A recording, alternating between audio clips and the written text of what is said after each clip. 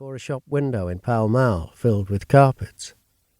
One could not live long in the East without learning something about them.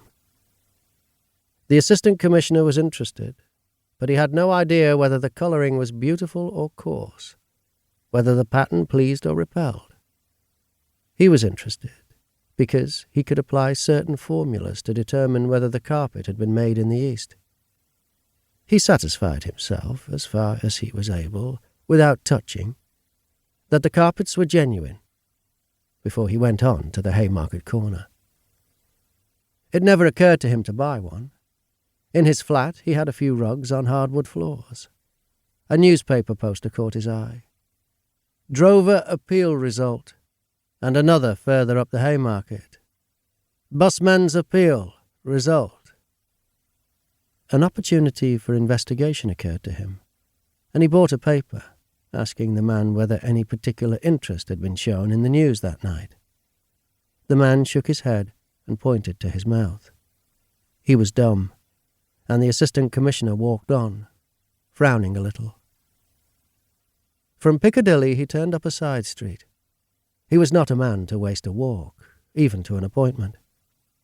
Women were coming out of offices on the ground floors of the tall blank buildings. He paused before one number. There had been an agitation recently in the Sunday press over brothels in London, and the police were paying particular attention to a certain flat.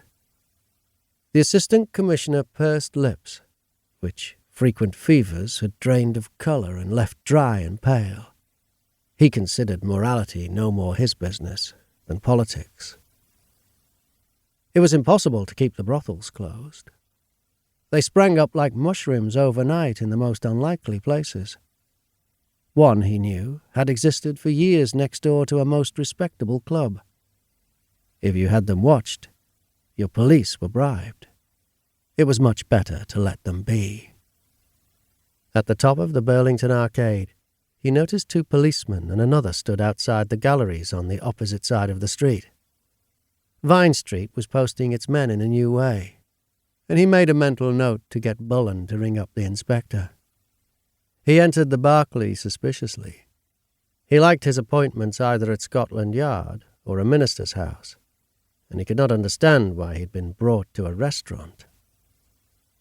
The pale leaf colours, the sofas, and the mirrors which flashed back from every side his own lined and jaundiced face irritated him as much as a bowl of flowers on a desk.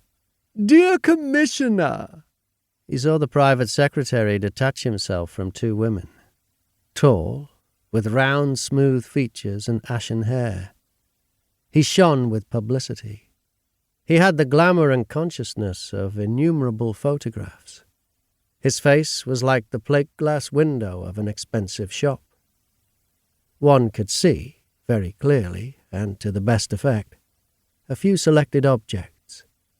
A silver casket, a volume of Voltaire exquisitely bound, a self-portrait by an advanced and fashionable Czechoslovakian.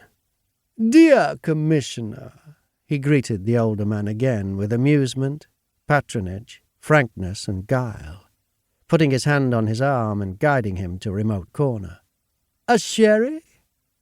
The assistant commissioner said slowly, "I should like a whiskey and, soda."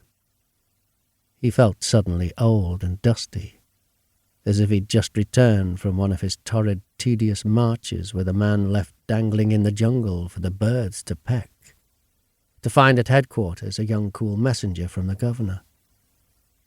The secretary said, "The minister's so sorry not to see you himself. It's the debate, you know, on licensing. He can't leave the house for a minute. Frankly, I'm worried about him. He'll knock himself up. First the town planning, then the juvenile offenders, and now the licensing." The assistant commissioner didn't listen. He'd learned to husband his hearing.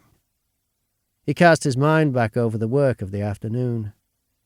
The morning's work had already been docketed in his mind while he ate his lunch from a tray in his room.